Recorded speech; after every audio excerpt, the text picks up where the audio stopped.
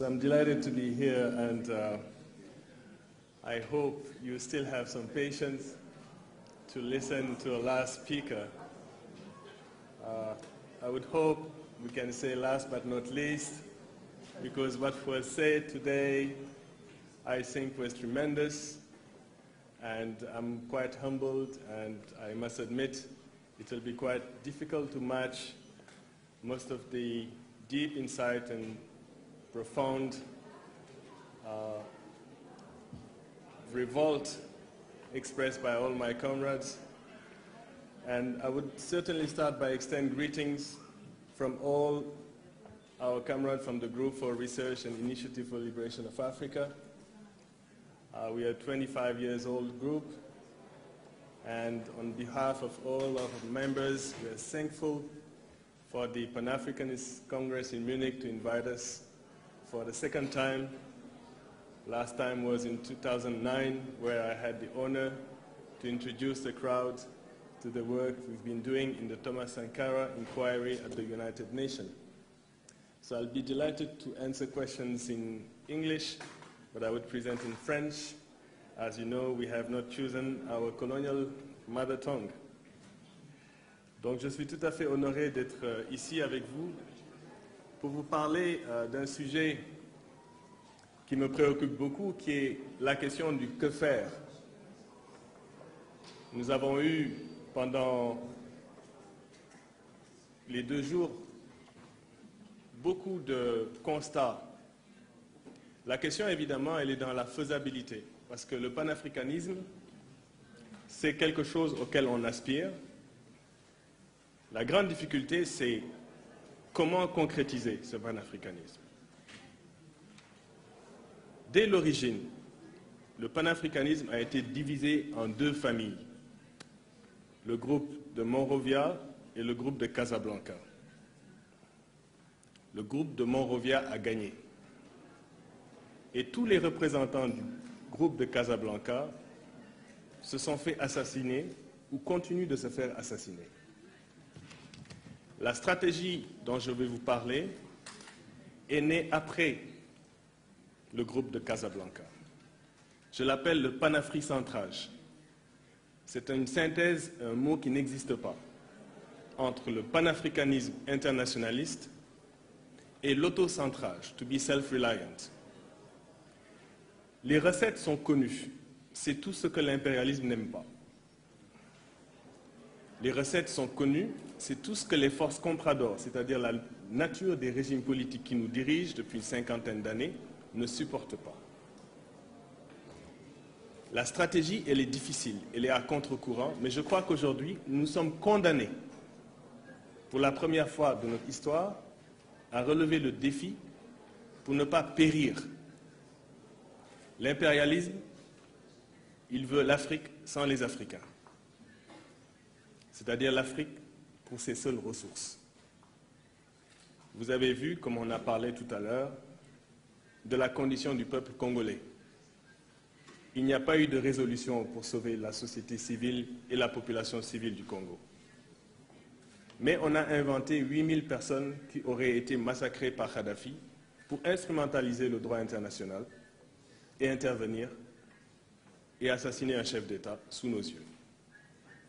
Ce chef d'État contribuait massivement à l'Union africaine, pour des raisons sur lesquelles on peut revenir, et j'avoue que je ne suis pas du tout un partisan de Kadhafi. Mais savez-vous que l'Union africaine est une coquille vide, c'est-à-dire un syndicat de chefs d'État dont l'essentiel des contributions, c'est-à-dire les contributions africaines pour l'Union africaine, c'est 8% de son budget. 92% de l'argent de l'Union africaine est financé par des bailleurs de fonds étrangers. Voici la situation dans laquelle nous sommes. Nous avons un bateau qui est une coquille vide.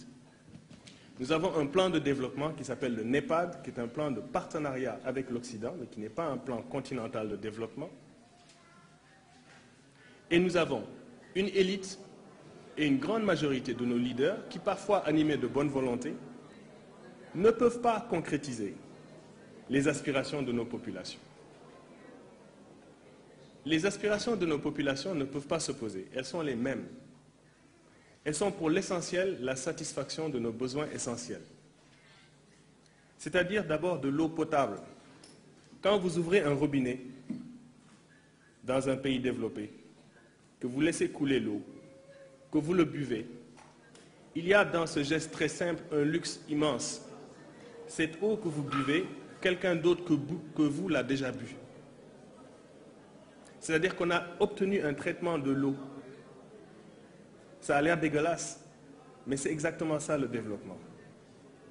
Dans les pays africains, nous calculons 50 ans après, dans un rayon de 7 km, quel est l'accès aux femmes à l'eau. Cette eau, on appelle ça aujourd'hui un bien commun. En réalité, ce n'est pas un bien, parce que dès que vous utilisez le mot bien, goods, c'est privatisable. L'eau n'est pas un bien commun. L'eau est un organisme vivant qui appartient à l'humanité. Ce n'est pas un bien. À partir du moment où on en fait un bien, il est marchandisable. Or, l'eau, c'est un des derniers espaces qui n'a pas été marchandisé. Les gènes, les semences, l'essentiel de ce qui existe a été marchandisé. Et l'Afrique représente la dernière frontière, les derniers espaces, le continent le plus immensément riche, mais qui justement, du fait de sa richesse, est enfermé dans l'ancienne division internationale du travail. Je suis donc venu vous parler de panafricentrage, c'est-à-dire quelle est la stratégie que dans notre groupe nous proposons en action et que l'Union africaine ne veut pas. L'Union africaine n'a pas voulu défendre Thomas Sankara. C'est le Grilla qui a défendu Thomas Sankara.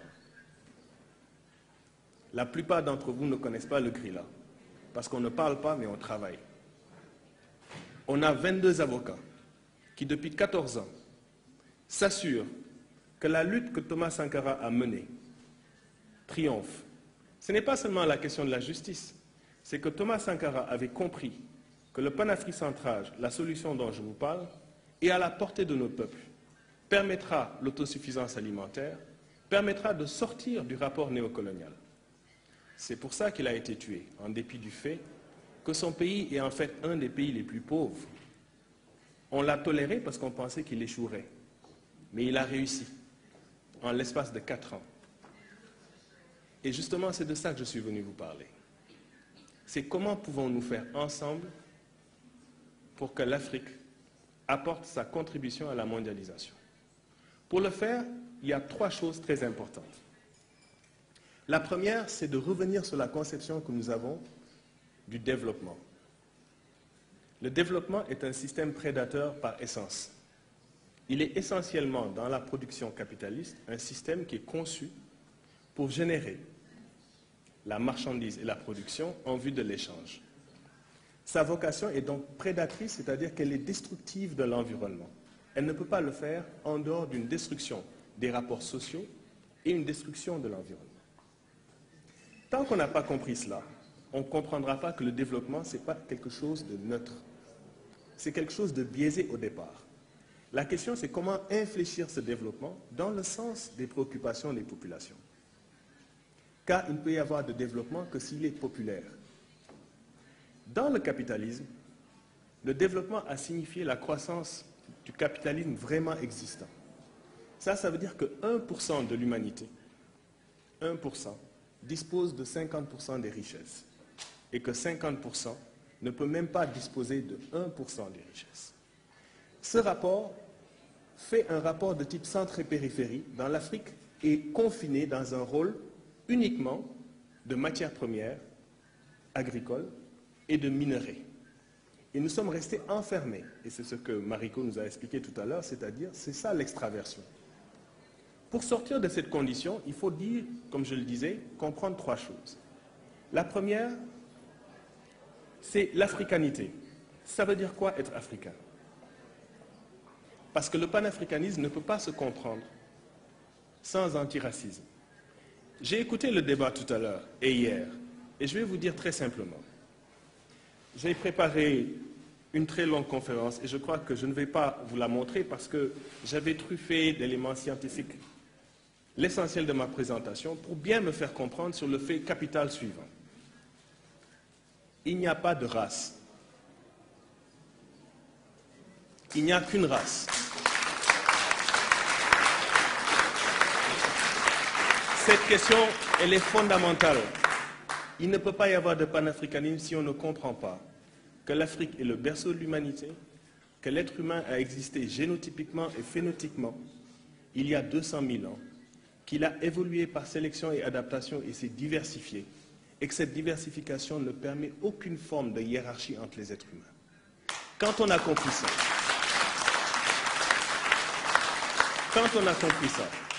on comprend à ce moment-là que le seul racisme qui est possible, c'est le racisme sur le gène qui est en train de commencer. C'est ce que j'appelle l'eugénisme scientifique. Mais la question de la race, fondamentalement, ne peut plus être posée. Elle peut être posée en termes de classe, elle peut être posée en termes de genre. Et nous qui avons lutté dans la lutte contre l'apartheid, nous savons pertinemment que les Occidentaux savent qu'ils n'ont pas le monopole du savoir. Parce que le deuxième élément, c'est le legs civilisationnel. C'est-à-dire où est-ce que l'Occident s'est abreuvé pour être aussi puissant. Et là, le retour à l'africanité, la connaissance de nos situations antiques est essentielle. Bien sûr, il y a un certain narcissisme qui amènerait à essayer de comprendre dans l'Égypte pharaonique. Mais moi, ce qui me préoccupe, c'est une chose fondamentale. C'est que la question de la modernité, elle ne date pas du siècle des Lumières. Elle ne date pas du capitalisme, qui a seulement 5 siècles. La modernité, elle n'est toujours pas atteinte, n'en déplaise aux gens qui croient qu'on est à l'ère postmoderne. Quand vous allez dans la vallée des rois et que vous allez dans la tombe de la vallée des rois, vous êtes suspendu à plus de 80 mètres au-dessus du sol. Il y a une chambre avec des murs en granit dont la taille et la magnificence est telle qu'on ne peut pas insérer une seule feuille à l'intérieur de ces murs. Les Africains qui ont bâti cet endroit l'ont bâti pour une raison très simple. Ils pensaient que l'âme du pharaon transitait par 2 orifices, l'un qui allait vers l'étoile Sirius et l'autre vers la constellation d'Orion. Il se trouve que Sirius, cette étoile qui est la plus brillante de notre firmament, 7 fois la taille de notre Soleil, et qui est le lever héliaque, c'est-à-dire à chaque fois que le Nil inonde ces plaines avec le limon, cette étoile se levait. Et les Égyptiens ont eu l'intelligence de calculer la gravitation de cette étoile en devinant qu'il existait une autre étoile qu'on appelle Sirius B, qui est à la limite de notre système solaire, et que nous ne connaissons, nous, qu'à la fin du 19e siècle et du 20e siècle, grâce au télescope Hubble. Mais eux, ils l'avaient trouvé. Comment ont-ils fait pour le trouver? Ils l'ont fait parce qu'ils avaient compris la science. Mais en Occident, on considère que la science n'existe qu'à partir de la séparation entre le rationnel légal et Dieu. Et c'est là l'erreur. La modernité, elle est devant. Ce que le siècle des Lumières a compris, c'est-à-dire liberté, égalité, fraternité, c'est devant nous. C'est un horizon qui n'est pas encore atteint. C'est un horizon qui est la modernité. Et aucun de ces éléments ne peut fonctionner seul. Vous ne pouvez pas avoir liberté sans fraternité, sans sororité, qui est le mot pour les sœurs. Vous ne pouvez pas avoir ça sans égalité. Et l'Afrique n'a toujours pas eu ça. Or, la question pour nous qui est fondamentale, c'est comment nous pouvons transformer les forces productives de nos pays. Comment pouvons-nous lutter collectivement contre l'ordre comprador? L'ordre comprador, c'est quoi? Ce sont les ordres subalternes qui nous servent de leaders. Pour ça, il faut s'organiser. D'abord en soutenant les forces progressistes de gauche. Les forces progressistes de gauche, pour la plupart, sont maquillées. La valeur fondamentale qui est derrière le panafricanisme, c'est l'internationalisme. Cette chose, on en a parlé tout à l'heure, Lamine Senghor, Garin Kouyaté, Albert Einstein, qui était un socialiste, l'ont découvert dans la première internationale. Ça veut dire que bien avant nous, il y avait des gens qui se réunissaient comme on se réunit ici, contre l'ordre du monde. Et ils ont perdu durant la guerre d'Espagne. Et c'est pourquoi le fascisme a réussi. Et je crois que le fascisme est en train de revenir. Il revient parce que dans sa forme néolibérale, le capitalisme sécrète, surtout en moment de crise, le retour au racisme, le retour aux peurs. Les Africains doivent comprendre cette fois-ci la troisième chose, qui est leur capacité d'organisation qu'ils ont démontrée lorsqu'on a abattu l'apartheid. Les leçons à tirer de la chute de l'apartheid sont insuffisantes. Ceux qui connaissent cette lutte savent que les Sud-Africains, un peu comme Robert Mugabe sous Lancaster House, ont dû renoncer au RDP et ont adopté le GER, qui est un plan d'ajustement interne. Pourquoi? C'est parce que le néolibéralisme impose l'ajustement structurel pour être intégré dans une mondialisation basée sur le crédit. Et comme les pays africains ont échoué à un nouvel ordre économique international en 1973, la seule solution, c'était acheter aujourd'hui, payer demain. Et dans ce acheter aujourd'hui, la plupart de nos élites en ont profité. Donc nous payons aujourd'hui une dette qui est à la fois odieuse, mais qui freine notre développement et que nous ne devrions pas payer. C'est ce que Thomas Sankara avait dit. J'en viens donc à mon point. Quelle est la stratégie possible pour se sortir de cette condition? C'est une stratégie basée sur le désengagement sélectif, c'est-à-dire une rupture sélective avec le marché mondial. Beaucoup vont vous dire « Ah non, non, non, ça c'est pas possible ». Et pourtant, ici même en Allemagne, où cette idée a été lancée, dans l'esprit de Liszt, les Länder se sont créés et se sont développés sous cette forme. C'est-à-dire qu'il a fallu protéger l'économie locale, consolider l'agriculture, avant de connecter au marché mondial. Les Américains, ils ont fait la même chose. Le boycott du thé de Boston, c'est quoi? C'est la rupture avec le capitalisme anglais et la construction de leur propre économie. Beaucoup plus récemment, ce pays qui effraie tant le monde, la Chine, qui a été freiné dans son développement par les Occidentaux, a échappé à la périphérisation. Comment? En comptant sur ses propres forces, en bâtissant une économie intérieure de biens de consommation de masse, basée sur l'autosuffisance alimentaire, les étapes graduelles d'un progrès basé sur une industrialisation en étapes, le revenu entre ville et campagne, qu'on ne nous dise pas que ce n'est pas possible. Lorsque les expériences africaines similaires ont été essayées, elles ont été sabordées. On a donné le cas de Sékou Touré. Dès que Sékou Touré a voulu battre sa monnaie, qu'ont fait les Français? Ils ont créé plein de faux billets guinéens et ils ont inondé le marché avec ces faux billets. Camarades, la solution, nous la connaissons. Et l'ordre mondial le sait. Aujourd'hui, je déplore que dans nos discours, nous utilisons des mots comme bonne gouvernance, comme si c'était des mots neutres. Ce mot, c'est la dimension politique, managériale de l'ajustement structurel. C'est un système de démocratie taillé sur mesure pour que le marché et la société civile, qui est déjà cooptée, fassent le développement à notre place. Il faut que nous ayons l'intelligence de comprendre nos propres concepts. Il faut que nous redécouvrions dans nos cultures les modes de régulation. Vous savez ce que c'est que les modes de régulation? C'était des systèmes que nos sociétés africaines avaient inventés pour que les abus du prince n'arrivent pas. Il en reste des vestiges. Par exemple, quand vous voyez le Mogo Naba tous les matins au Burkina Faso se lever, quitter le palais et que les gens le supplient de rester. C'est la forme de démocratie la plus achevée. Imaginez votre chancelière, Angela Merkel, tous les jours sortir et dire « je pars » et le peuple la retient. C'était ce système qui existait. Dans d'autres contrées, les peuples littéralement s'exilaient ou fait tuer le roi. Et le roi lui-même devait se tuer. Pourquoi ce système existait? Il existait parce que, et c'est là que nous avons une amnésie, et je dis qu'il faut comprendre notre africanité. L'africanité, c'est un certain élément de cosmogonie qui nous lie, une conception sur la force vitale de l'individu, une conception de la justice sociale qui remonte à l'Antiquité, qui s'appelle le Maat.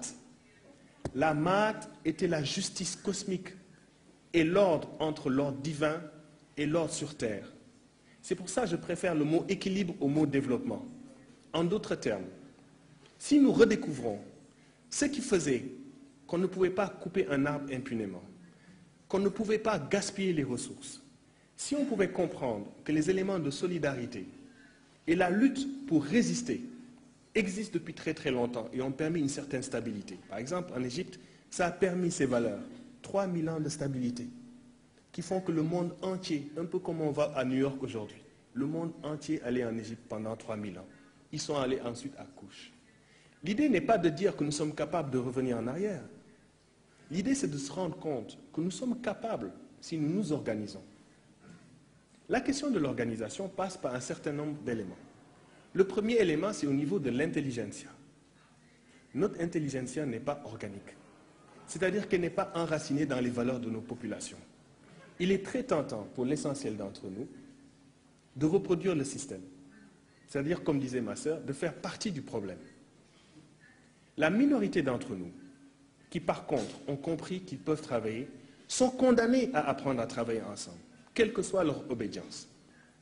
Lorsqu'on prend la peine à ce moment de comprendre le rôle de l'intelligentsia organique, arrive la deuxième tâche. C'est celle de l'équilibre entre la ville et la campagne. Cet équilibre entre la ville et la campagne, c'est comment on améliore le revenu paysan. La plupart des intellectuels sont contre.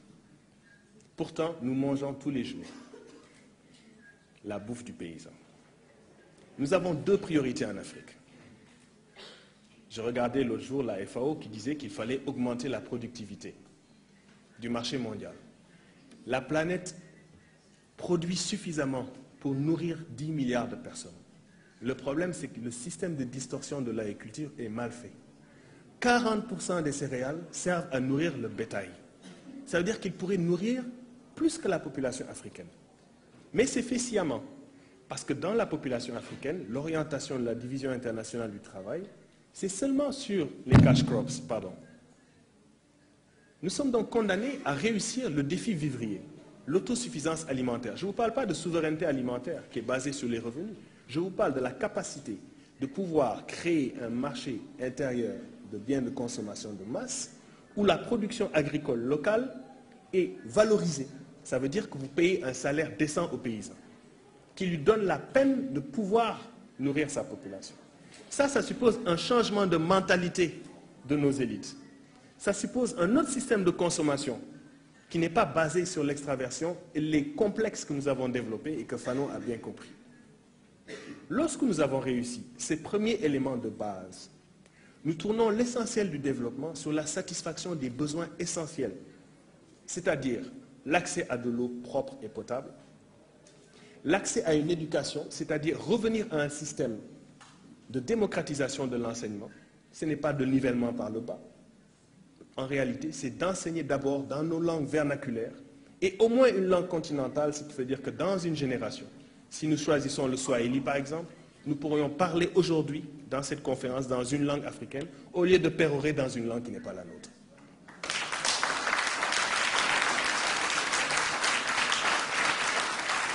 Camarades, je sais que vous êtes fatigués et je ne veux pas, j'ai fait exprès d'ailleurs de ne pas, mais j'aimerais approfondir avec vous parce que, comme je vous dis, ce que nous faisons, nous soutenons des partis politiques qui pensent comme nous. Donc nous avons soutenu des partis comme le Frodebou, comme l'ANC. Nous avons fait des erreurs, nous avons soutenu Ande Diop au Sénégal. Notre groupe est basé sur la conviction que, malgré nos moyens, nous pouvons faire des choses. Parce que chaque goutte d'eau que vous représentez est importante. Je vais maintenant vous réveiller. Parce que je sais que certains d'entre vous sont fatigués. Moi-même qui parle, je suis complètement en jet lag. Mais je vais vous réveiller en faisant un petit exercice que Thomas Sankara m'a appris. Je vais vous demander la faveur de vous lever.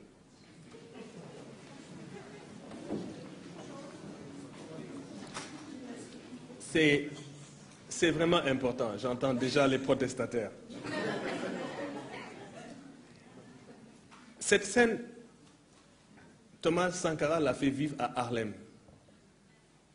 Un peu comme on disait quand il est allé en disant que lui, il est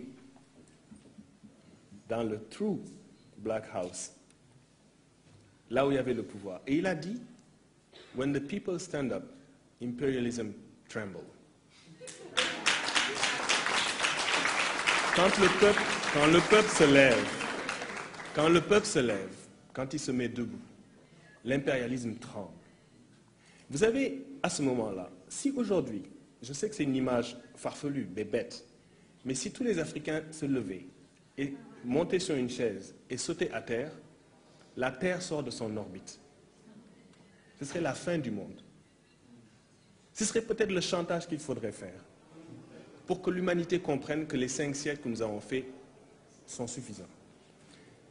Souvenez-vous, quand le peuple se lève, l'impérialisme tremble.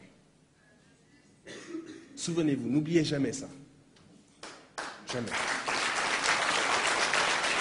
Vous pouvez vous asseoir. Merci. Merci. Donc, le peuple tunisien s'est levé comme vous avez fait. C'était un peuple qui représentait le modèle du néolibéralisme en Afrique. C'est-à-dire qu'il appliquait avec zèle des politiques qui avaient mené à sa propre colonisation. C'est un des rares pays d'Afrique qui a été colonisé par l'impérialisme financier, des montages de dettes. Un chef-d'œuvre que la classe politique a ramifié. Ils ont créé un système de patronage unique sous le mode mafieux et ça a fonctionné. Ils avaient du tourisme, ils avaient la lutte sécuritaire et l'assurance qui pourrait durer ainsi indéfiniment. Et on disait du peuple tunisien, mais c'est un peuple qui est complètement militarisé. Vous avez 3 policiers pour un individu, ils ne vont jamais se révolter. Le peuple tunisien a profité d'un geste spectaculaire d'un jeune garçon diplômé qui vend à la sauvette, qui s'est brûlé. Et ce peuple s'est révolté.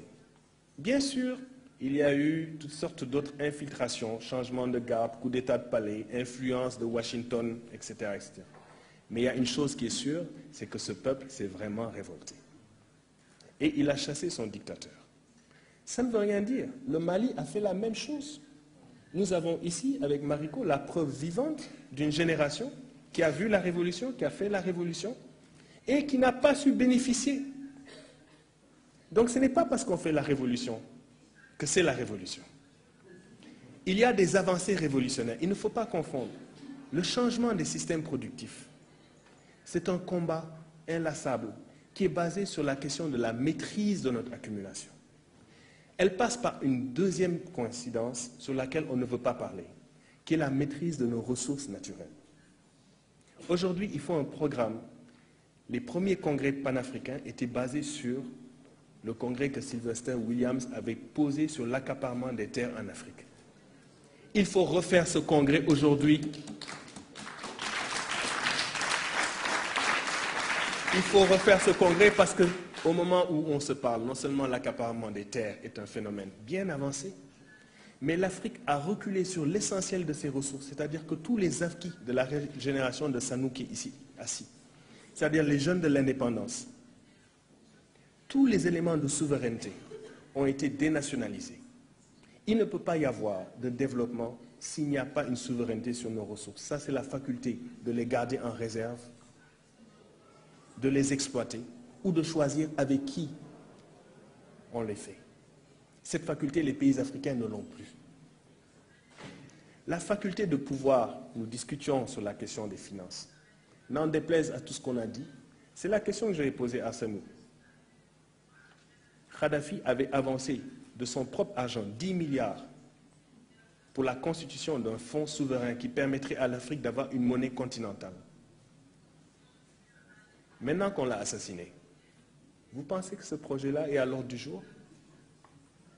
À l'Union africaine, où les pays africains ne veulent même pas cotiser à cette organisation-là? La réalité, c'est que nos peuples sont actuellement dans un processus de dépolitisation très avancé. C'est-à-dire que le néolibéralisme a effacé, a provoqué un phénomène de désaffection du politique.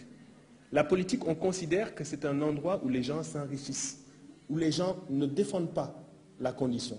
Et donc les jeunes ont gardé une capacité d'indignation, une capacité de réaction. Mais hélas, pour la grande majorité d'entre eux qui sont conscients, c'est la capacité d'organisation qui fait défaut. Or, l'organisation, elle doit être politique, avec un projet de société. Quand je vous parle de l'autocentrage, ce sont les éléments fondamentaux. Ça ne veut pas dire que ça va vers le socialisme ou vers le capitalisme. Moi, évidemment, j'aimerais que ça aille vers le socialisme. Mais ces premières étapes de la construction sont refusées par nos élites et la plupart de nos partis politiques, et donc forcément par l'ordre mondial. Et je vais vous dire pourquoi. Ici, nous sommes en Allemagne. L'Allemagne pourrait facilement fonctionner avec le Deutsche Mark. Mais l'Allemagne a compris que sa force et sa puissance, c'est d'être la locomotive de l'Union européenne. Et les Européens qui se sont battus pendant plus de 100 ans qui ont fait 2 guerres mondiales, réussissent à s'unir alors que nous ne nous sommes jamais battus. Nous n'avons toujours pas la capacité. Et on nous dit que c'est impossible parce que nous sommes trop de nations. Mais la nation elle-même en Afrique n'existe pas. La plupart des États qui ont précédé les nations n'arrivent pas à cristalliser la nation parce que c'est sur des bases, comme vous le savez, arbitraires. Il y a peut-être 3-4 nations en Afrique. Si nous voulons accélérer le processus de confédération africaine, il faut comprendre qu'il ne peut pas y avoir de développement autocentré sans autonomie collective. Ça veut dire qu'il faut qu'on s'entraide. Il faut qu'on comprenne les mécanismes d'un développement rural intégré. Il est possible de se développer sans un seul engrais chimique. La Chine en a fait la démonstration. Avec des systèmes de rotation de sol, avec des systèmes qui utilisent le compostage, avec des systèmes qui utilisent la diversification. Et nous avons surtout l'énergie solaire, l'énergie éolienne. Des Allemands, des Espagnols parlent d'installer des systèmes solaires dans le désert pour électrifier l'Europe. Et il y a des pays africains qui sont d'accord. Comme il y a des pays africains qui apparemment, et notre camarade qui m'a précédé en a glissé un mot, sont prêts à accueillir l'Africom qui est basé ici à Stuttgart. Qu'est-ce que ça fait à Stuttgart, vous croyez? Une force pour l'Afrique à Stuttgart. C'est pour contrôler les Africains qui sont là? Non, c'est le poste avancé pour qu'un pays africain l'accepte. Et ce pays africain, ça va être la Libye. Ça va être le Libéria de Mme Johnson. Ça va être l'Ouganda et le Rwanda qui ont déjà accepté sur le principe que ces forces-là soient là. Mais c'est nous qui sommes responsables. C'est nous, par notre désorganisation. Je vous dis, camarades, nous avons fait un choix. La lutte que je mène personnellement, je sais que je risque ma vie à le faire. Mais c'est un sacrifice et un choix. Je n'ai pas dit que vous devez le faire. Mais tout ce que je dis, c'est que moi, j'aime la vie. Je suis né par un accident historique. C'est parce que mon père a ramené les frères de Guy qu'il a rencontré une jeune femme qui était l'interprète. Sans cet accident historique de la mort de Patrice, je ne serais même pas là devant vous. Je suis le produit entre 2 océans, entre une femme arabe et un sahélien. Je suis la preuve vivante que le panafricanisme est une réalité.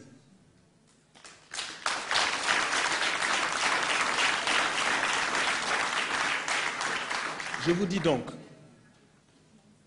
les jeunes actuellement, les jeunes africains, n'ont pas d'autre option dans les sociétés dans lesquelles nous sommes que celle de s'exiler. Les modèles de consommation qu'on leur fait miroiter ne sont pas viables. Pour la première fois dans son histoire, l'humanité ne peut plus supporter notre système de production et de consommation. C'est-à-dire que l'Occident elle-même est frappée par un phénomène, elle est en déclin. On peut se pâmer et dire que notre taux de croissance est quand même supérieur, que nous contribuons à l'économie mondiale. Mais ce système est nul et non avenu s'il n'y a pas une redistribution à la tête de nos populations. Or, il n'y a pas de redistribution à la tête de nos populations. Ce qui risque d'arriver, si la tendance se maintient, c'est que comme les portes de Schengen se ferment et que les jeunes se tournent vers l'Argentine, parce que peut-être vous ne le savez pas, mais beaucoup de jeunes Africains vont aujourd'hui vers l'Argentine. Et il y a 3 semaines, on a tué un jeune Sénégalais là-bas, en toute impunité. Donc si les routes sont fermées, si les autres pays africains prospèrent eux-mêmes, comme l'Afrique du Sud, se ferment à leurs frères africains,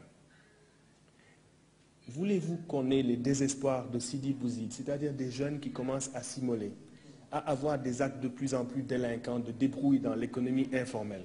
C'est ça que l'ordre mondial veut, parce qu'il a compris qu'il peut instrumentaliser nos jeunesses dans nos conflits. Il y a eu plus d'enrichissement illicite, il y a eu plus de pillage de ressources grâce aux guerres, surtout dans la dernière guerre interafricaine du Congo. Et moi je le dis, tant qu'on n'a pas résolu le problème du Congo, il n'y aura pas de panafricanisme. Ici à Berlin, on a fait le premier projet de libre-échange au monde. Ce n'était pas la division de l'Afrique. La plupart des livres disent que c'est là qu'on a balkanisé l'Afrique. Ce n'est pas vrai. C'était le premier projet de libre-échange de type capitaliste, la libre circulation dans un espace en autant qu'on reconnaisse la souveraineté de Léopold II. Mais grâce à ça, les Occidentaux qui s'en voulaient à mort ont pu faire des traités et donc redessiner de la carte à partir de ce moment-là et faire de l'Afrique leur périphérie, alors qu'avant c'était l'Amérique qui était sa périphérie. Je ne peux pas parler de panafricanisme si on ne comprend pas que la place des diasporas est en Afrique. Mais pour que ces diasporas reviennent en Afrique, il faut que les Africains eux-mêmes redécouvrent leur africanité. Il faut que nous ayons le courage de définir les éléments d'un panafricanisme révolutionnaire et intègre. Tant qu'on ne l'aura pas fait, nous allons nous gargariser de discours qui font partie du problème. D'accord?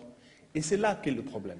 C'est-à-dire que les partis politiques, les forces qui, comme nous, proposent des alternatives à l'Union africaine ou dans des hémicycles comme ça, qui posent les écrits, nous aimerions que vous discutiez le contenu de nos plateformes, que vous critiquiez fondamentalement. Lorsque le NEPAD est sorti, il est sorti au Canada, à Kananaskis, dans un petit trou reculé parce que les gens du G8 ne voulaient pas que nos manifestants qu'on avait amenés, plus de 6 000 que nous avions amenés contre le NEPAD, puissent passer. Nous sommes restés une semaine à travailler sur chacun des points du NEPAD. Et nous avons fait une critique annotée du NEPAD. Et au moment où on se parle, l'Afrique n'a toujours pas de plan continental de développement, alors qu'on avait des jalons comme le plan de Lagos et bien d'autres plans. Nous devons avoir un plan de développement. Ces congrès, ces événements sont importants, mais ils sont insuffisants. Parce que nous n'arrivons pas à cristalliser nos luttes à travers des stratégies cohérentes, par étapes, concrètes sur les véritables projets de société. Quelles sont les alternatives à caractère économique de compter sur nos propres forces? Quelles sont les tentatives de coopération sud-sud? Et c'est là que nous avons des faiblesses. Nous ne devons pas attendre encore un autre congrès. Nous devons apprendre à compter sur nos propres forces, même si c'est petit. Même si c'est petit. Ne sous-estimez pas la petitesse de ces forces. Lumumba, moi, c'est mon père qui m'en a parlé. C'était un petit groupe de Congolais. La plupart avaient à peine de l'instruction. Mais ils savaient qu'ils avaient raison. Ils ont une force. Moi, au moment où je vous parle, je ne me sens pas invincible. Mais j'ai un courage dans mon cœur parce que je sais que ce que je vous dis, vous savez que c'est vrai. Vous savez que c'est vrai.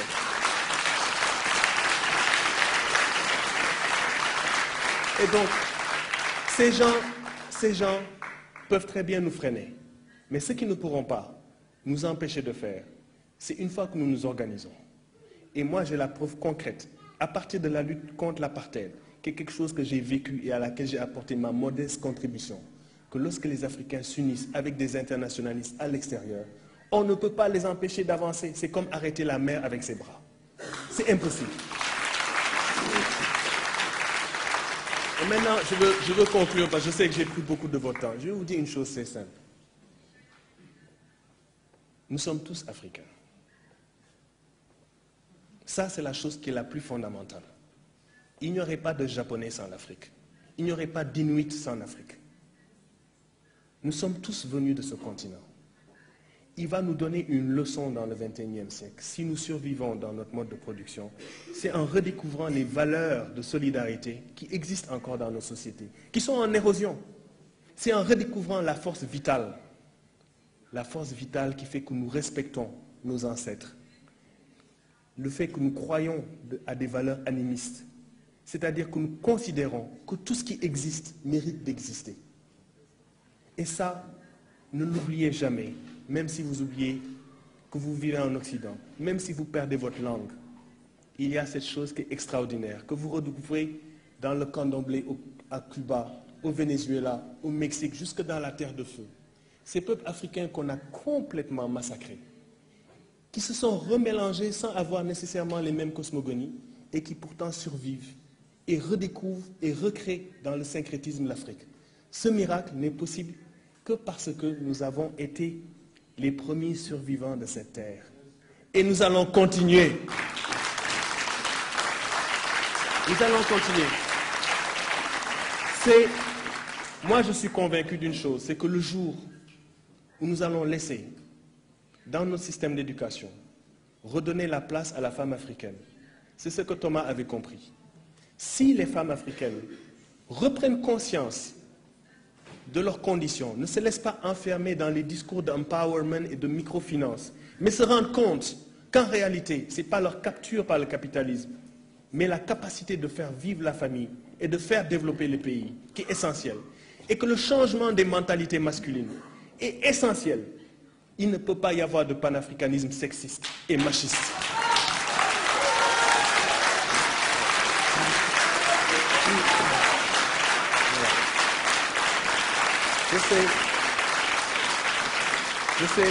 Je sais qu'il est tard et que beaucoup d'entre nous œuvrent dans la coopération internationale. Moi, je crois à l'internationalisme. Je sais que la plupart des organisations qu'on appelle non gouvernementales ne sont pas des organisations non gouvernementales. Je sais que l'aide publique au développement, qui a été demandée par le Premier ministre Pearson, à l'époque, on discutait que les pays riches donnent 1% de leur richesse pour le développement. Ils ne l'ont jamais donné. Ils ont octroyé 0,7% comme barème, 60 ans pratiquement. Et ce n'est toujours pas atteint, c'est-à-dire qu'ils n'arrivent même pas là à la moitié. La moitié qui est donnée, l'essentiel revient dans les pays donateurs. Donc la question, elle est simple. Si le flux des immigrants vers l'Afrique, si les riches tournent et les redevances du Sud vers le Nord sont supérieures à ce que le Nord y envoie, il est temps qu'on comprenne qu'on est capable de s'en sortir. La question de la Chine, la question de l'Inde, la question des partenariats doit être posée dans une acception Sud-Sud. Et ça veut dire que nous devons avoir plus que la capacité d'indignation. Moi, je suis convaincu que si chacun de vous pouvait convaincre son frère et sa sœur de rallier une formation politique et de s'impliquer véritablement pour un changement, quelle que soit la couleur politique, nous y arriverons. L'engagement politique est réel. Il ne peut pas y avoir de changement sans engagement. Et c'est ça que les gens qui sont les plus proches de la ligne de front font. Voilà. J'aimerais finir en donnant un petit mot sur l'affaire Sankara. Parce que, comme vous le savez, cette affaire est très importante. Cette année, le 15 octobre, on a célébré. Mais on a célébré dans la douleur. Parce que cette année, on a profané la tombe de Thomas Sankara. On l'a cassé. Et on a versé des liquides là-dessus. Pourquoi on a fait ça? C'est parce que nos avocats ont demandé, puisque la décision onusienne avait été truquée, malgré notre victoire en 2006, nous avions demandé et prélevé l'ADN des 2 enfants Sankara, pour nous assurer qu'une de ces 13 tombes est bien la sienne. L'État parti jusqu'à présent ne veut pas faire le certificat d'exhumé. Pourquoi? Parce qu'aujourd'hui nous savons que Blaise Compaoré lui-même était là et qu'il a tiré. Nous avons aujourd'hui la preuve. Et lui, il sait que je sais. Les Libériens, dont Charles Taylor, aujourd'hui en prison, savent ce que je dis. Les Français, qui viennent de demander une commission d'enquête parlementaire pour faire la lumière sur le rôle de la France. Il y a une pétition de 10 000 personnes. Je vous encourage à la signer. Mais à une condition, c'est que cette commission parlementaire n'exonère pas la France de son rôle. Parce que nous savons aussi ce que sont capables les Français. Je vous dis une chose. Il y a maintenant beaucoup plus de Thomas Sankara dans le monde. En tuant eux, ils en ont créé d'autres.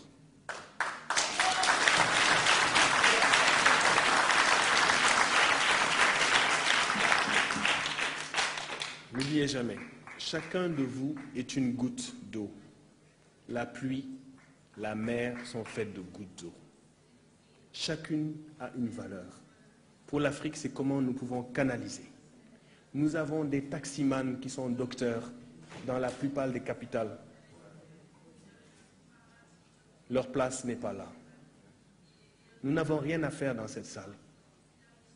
C'est les conditions objectives de l'histoire qui nous obligent d'être en exil. Mais dans cet exil, la diaspora continue à remplir un rôle historique. Et ce rôle, il faut maintenant l'approfondir. Il faut accélérer la cadence de la révolution. Il faut réussir ce qui s'est passé en Égypte. Il faut réussir ce qui s'est passé en Tunisie. Il faut approfondir la lutte contre l'ajustement structurel, contre la dette. Il faut absolument que l'Afrique puisse s'autosuffire alimentairement dans les années qui viennent, il faut que nous réussissions à vacciner les populations. Il faut qu'on ramène les enrichissements illicites dans nos contrées.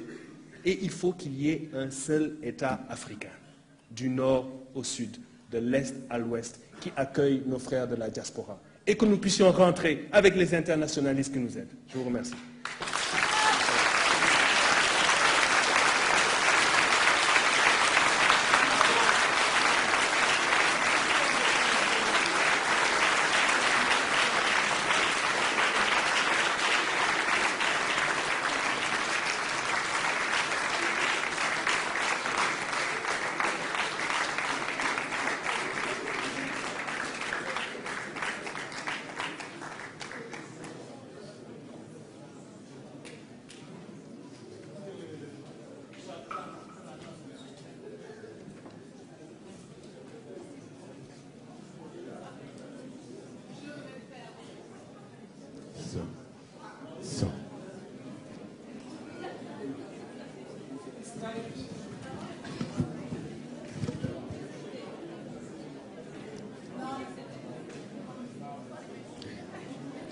So, ich lasse das mal genießen. Das war jetzt eine hervorragende Abrundung des ganzen Tages. Und jetzt möchte ich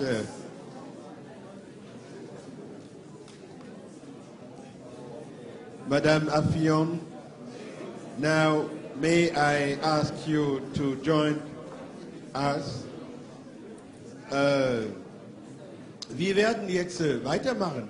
Wir machen keine Pause. Also meine Schwester oben möchte ich bitten, sie soll tief atmen, ein bisschen Kraft holen. Wir werden weitermachen, damit wir in der Diskussion le programme continue. We will move, yes.